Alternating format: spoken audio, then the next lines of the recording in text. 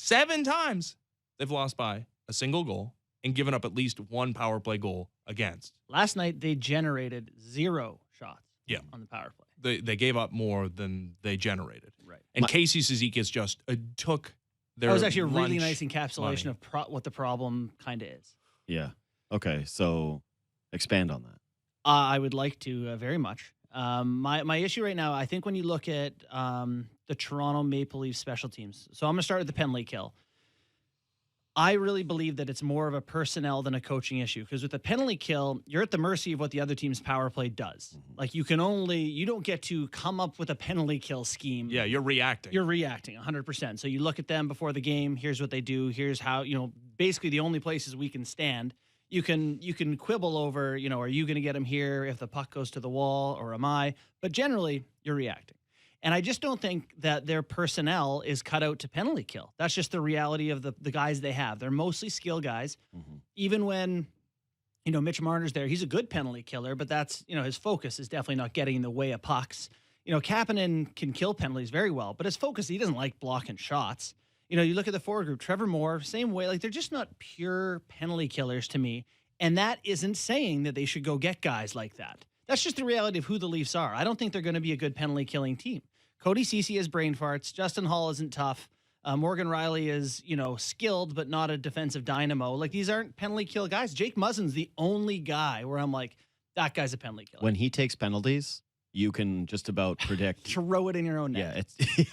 When anybody takes penalties, you can throw it in your own net. It's kind of like my strategy of when your penalty ends on the in 3-on-3, and you've got that moment of 4-on-4. Just like, stop the play. Yeah, find a way, stop the play. Yeah, that's the same thing with the Leafs. Just like Muzzin's in, let's just get this over with. We need more time to catch up.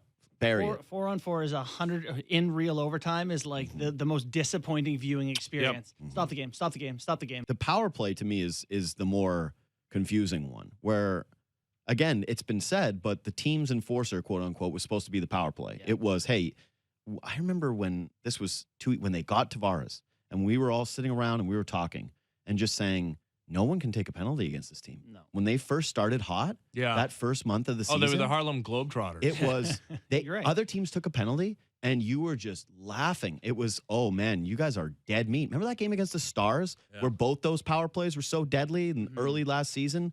And it was just either whoever takes the least amount of penalties in this game is going to win. Yeah. And it's just become this thing where I know they're missing Marner last night, but it's not like, oh, well, they sucked without Marner. And it's be one thing if we looked at the Tavares thing, because I think they went 1 of 26 or 1 of 24 without having Tavares. And you thought, okay, well, maybe this is going to solve it.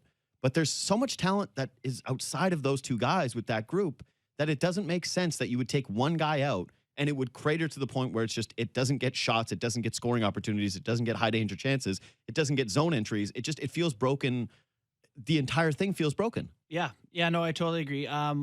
One thing just with, kind of leading off the PK discussion is part of what this team was supposed to do was draw more penalties than they take. They're supposed to be fast and that's right. They're supposed to be fast and, offensively dangerous, and you think the other team's going to be pulling them down all over the ice.